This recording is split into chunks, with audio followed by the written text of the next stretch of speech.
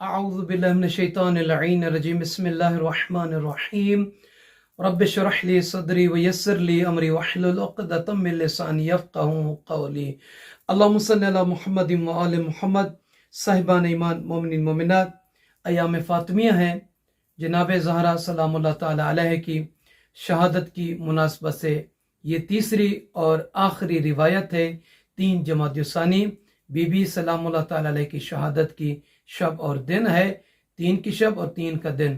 تو آپ تمام مومنین مومنات اور بالخصوص ولی زمانہ امام صاحب الزمان علیہ السلام کی خدمت مبارک میں ان کی جدہ طاہرہ سلام اللہ تعالی علیہ حضرت فاطمہ الزہرا کی شہادت کی تعزیت پیش کرتے ہیں. اس ویڈیو میں جناب امام جعفر صادق علیہ السلام کا ایک فرمان ہے، بالخصوص تسبیح جناب سیدہ طاہرہ سلام اللہ علیہ کی فضیلت اور اس کے اجر کے حوالے سے.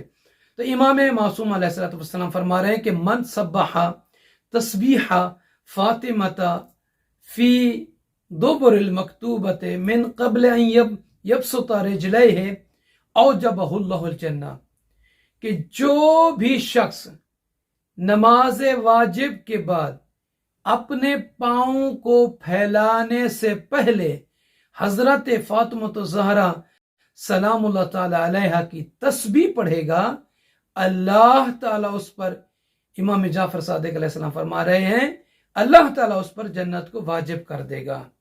تو یہ مختصر سا عمل ہے، نماز کے بعد 1 منٹ سے لے کر 10 12 14 سیکنڈ تک کا ہے، اور اللہ کی اس جنت کے آپ مالک بن جائیں گے کہ جس کے لیے ہر انسان عمل کرتا ہے.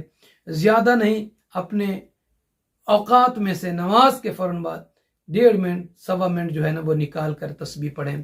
تسبیح کا طریقہ کیا ہے؟ نیت کریں کہ تسبیح جناب سیدہ طاہرہ سلام اللہ تعالی علیہ پڑھتا ہوں یا پڑھتی ہوں قربتاً الی اللہ. تو اس کے بعد 34 مرتبہ اللہ اکبر اللہ اکبر اللہ اکبر پڑھنا ہے، اور 33 مرتبہ الحمدللہ الحمدللہ الحمدللہ، اور آخر میں 33 مرتبہ جو ہے سبحان اللہ سبحان اللہ سبحان اللہ. یہ کتنی دیر لگتی ہے؟ کچھ بھی وقت نہیں لگتا، مگر اس کا ثواب بہت ہے، اس کی عظمت اور فضیلت بہت زیادہ. امام معصومین علیہ السلام نے تسبیح کی بیان فرمائی ہے.